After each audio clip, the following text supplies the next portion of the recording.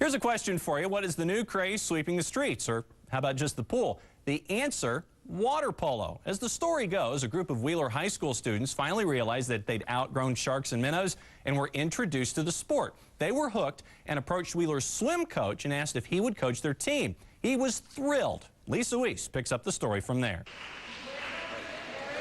For 10 years, Richard Tabanero wanted to bring water polo to Georgia high schools. When the opportunity finally presented itself, he was ready to get the ball rolling and other schools involved. Well, I'm fortunate that I'm the president of the State Swimming Coaches Association, so I've been able to use my influence through the swim coaches to start some more teams up. That's how we went from the 4 from last year to 10 this year. And I have another 10 or 15 who have said they will commit to starting a team once it becomes a varsity sport. And that's my goal, is to make it a varsity sport within the next year or two. Because there were only 4 teams last year, Wheeler High School looked elsewhere for competition, and they found it going head-to-head with UGA, Tennessee, and NC State.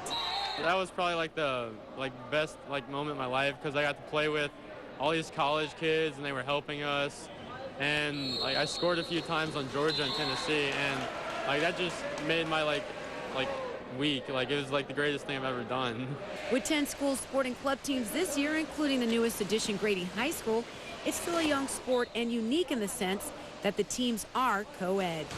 The girls get out there and duke it out with the guys. They're not afraid of them. I don't think they expect me playing the way I do, and then they're like, oh, they don't really want to play on me, and then the way they see me play, they're like, oh gosh, she's good.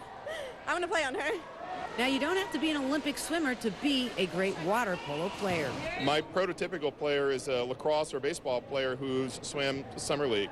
You don't have to be qualifying for metros, but if you've got an ability to get up and down the pool and you can control the ball when you have it, we can teach you the rest.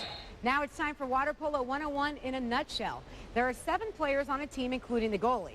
All 6 field players play offense and defense. Now there's constant swimming and treading water, a.k.a. the egg beater, because at no time can you touch the bottom of the pool. There's passing, throwing, and shooting. Now every time you handle the ball, the trick is you can only use one hand.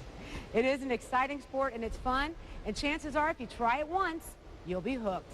Once you score and seeing the ball go in the back of the net, it's just a really good feeling. And it just made me want to come to the next practice, and it just was really fun.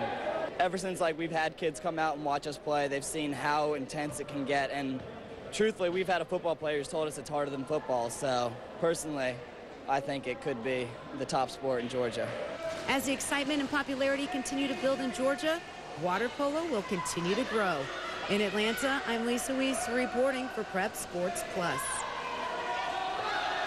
The club championships are set for next month, and we'll bring you all the highlights.